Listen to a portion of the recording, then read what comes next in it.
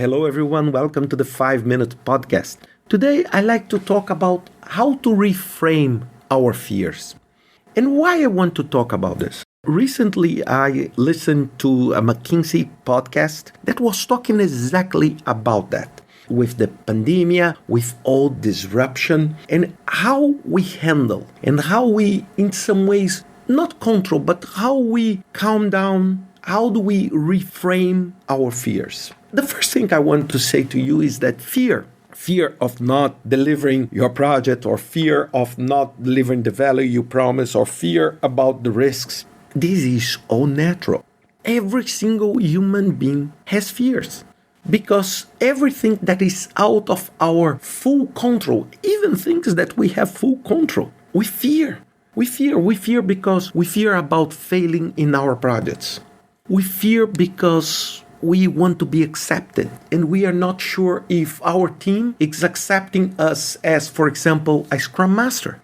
Or fear of taking the wrong decisions in this chaotic environment, because in this environment, you need to take decisions, right? And we fear about making the wrong decisions. Most of the time, we would love to have a full informed scenario to make decisions. We want to know everything, but in real life, this does not exist. We know pretty much nothing. And even with that, we need to decide. And we fear about taking the wrong decisions that will impact our projects, our team members, other stakeholders, our organization, our society. And we, as human beings, we fear about not being prepared or not being ready to new things. For example, every time someone shows a new methodology or a new disruptive technology or a new social media or a new trend, the first thing that happens with us is fear. Say, will I be able to survive on this new environment? So all of this is absolutely a natural fact. But what I want to suggest to you is that you can reframe this. And you can transform this fear into energy for you to move without the pain. And let me give you my first advice, is that work hard to shift fear to curiosity.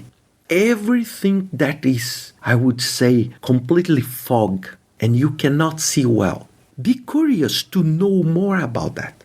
Be curious to know more about different things.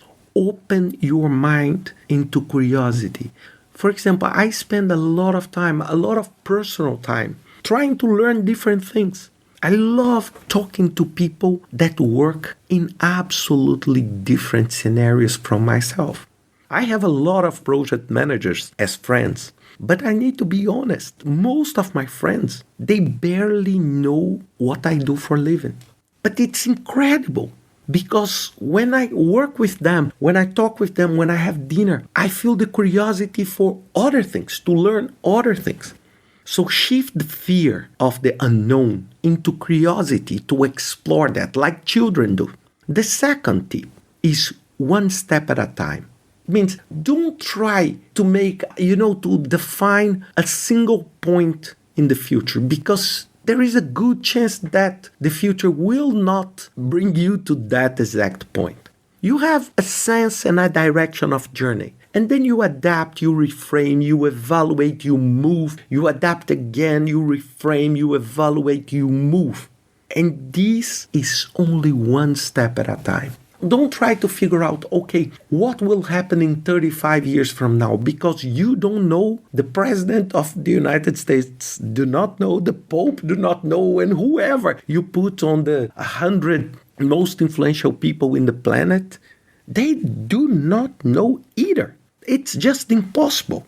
So one step at a time. So you know the sense of your journey. You know the sense of your project. As soon as you receive more information, you adapt, you reframe, you revisit, you evaluate. And this is natural. This is not something that should bring you fear about changing. Imagine that you want to enjoy the journey the best you can. The third one is seek for comfort by knowing that you are not able to control everything. I used to be a control freak, trying to control everything. everything. And this is why 20 something years ago, I joined project management, because you plan and then you do whatever you can to control that plan and make it happen, right? But today I learned that there is no perfect plan. There is no perfect route. You are not able, because the variables are so big. The system is so complex that you need to know that you just need to live with this unknown. And the biggest skill you should have is not having fear, but having a strong capability to adapt. If the world moves one way, you adapt. If the world moves to another way, you adapt. These will make you more prepared. The fourth one is work hard on distinguish what is a real fear and what is only part of your uncontrollable thoughts. Because many times there are really things that are real and that you should fear. For example, if you're walking in a forest and you see a snake, of course, you need to run, or you need to find some ways of living. Otherwise, you will be endangered. We know that. But most of the time, our worst enemy is our thoughts. And we are not able to think, and we start to jeopardize and become risks. And we become, perceiving risks where they're just part of the life. And we start increasing everything. It's like now with COVID and this, everybody's thinking, oh, it's over, it's game over. It's a big challenge. But we need to understand what is real, what is really something we should be concerned, and what is just our thoughts. It's like when you wake up and you go on Instagram and you see someone waking up beautiful, gorgeous, handsome. And then suddenly you start to realize that you are not so beautiful, you are not so handsome. And then you start thinking that you are ugly. And then you end up thinking that you are the ugliest person on earth. And it's not rational. So you need to understand, and all the time thinking what is real and what is in our minds. And I'm not telling this for you because I suffer this, like pretty much all of us.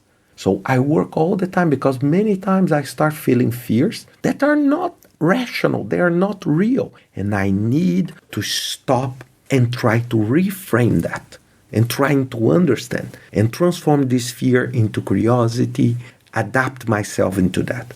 And last but not least, I would suggest mindfulness. I struggle, I need to tell you, I do mindfulness for many years, but I struggle a lot on mindfulness because, when you are a little bit more anxious, mindfulness becomes very challenging to stay 5, 10, 15 minutes just thinking. But it's an outstanding technique for you to calm down and practice calmness, to make the right decisions and to overcome and survive and thrive in this very disruptive environment we are living in. So think about that. I hope you enjoyed this podcast, and see you next week with another 5 Minutes podcast.